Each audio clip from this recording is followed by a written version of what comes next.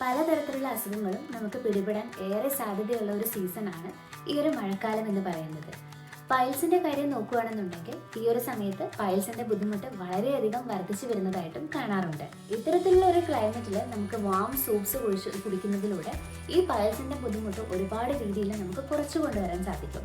പക്ഷേ ഈ soup prepare ചെയ്യുമ്പോൾ നമ്മൾ ചില കാര്യങ്ങൾ ശ്രദ്ധിക്കേണ്ടതുണ്ട്. അവ എന്തൊക്കെയാണെന്ന് നോക്കാം. ഹെവി ക്രീമും കാര്യങ്ങളൊക്കെ യൂസ് ചെയ്തിട്ടുള്ള സൂപ്സ് ഒഴിവാക്കുക. ഒപ്പം തന്നെ ഒരുപാട് സോൾട്ട്, അതായത് ഉപ്പും എരിവും ഒരുപാട് സ്പൈസസ് ഒക്കെ ചേർത്തിട്ടുള്ള സൂപ്സും നിങ്ങൾക്ക് ഒഴിവാക്കാം. ബട്ടറിൻ്റെ ഉപയോഗവും മാക്സിമം കുറച്ചു കൊണ്ടുവരിക ഈ സൂപ്സിലൊക്കെ. കൂടാതെ കടുക്ക, അതായത് ചെറുതരത്തിലുള്ള പരിപ്പ് വർഗ്ഗങ്ങളൊക്കെ യൂസ് ചെയ്ത് നമ്മൾ സൂപ്സ് പ്രിപ്പയർ ചെയ്യാറുണ്ട്. ഈ പർട്ടിക്കുലർ സൂപ്സിനകത്ത് ഒരുപാട് മസാലാസ് ഒക്കെ ചേർക്കാറുണ്ട്. ഇത്തരത്തിൽ ഒരുപാട് മസാലാസും സ്പൈസസും ഉപ്പും ഒക്കെ അടങ്ങിയിട്ടുള്ള സൂപ്സ് ഈ ഒരു സീസണിൽ ഒഴിവാക്കുന്നതായിരിക്കും നല്ലത്. നിങ്ങൾക്ക് ലെൻറ്റിൽ സൂപ്സ്, അതായത് പരിപ്പ് വർഗ്ഗങ്ങളും പയറുവർഗ്ഗങ്ങളൊക്കെ യൂസ് ചെയ്തുകൊണ്ട് സൂപ്സ് പ്രിപ്പയർ ചെയ്തെടുക്കാം. പക്ഷേ ഇത് ഒരുപാട് തിക്കായിട്ടുള്ള സൂപ്സ് കുടിക്കാതിരിക്കുന്നതായിരിക്കും ഈ ഒരു സീസണിൽ നിങ്ങൾക്ക് നല്ലത്.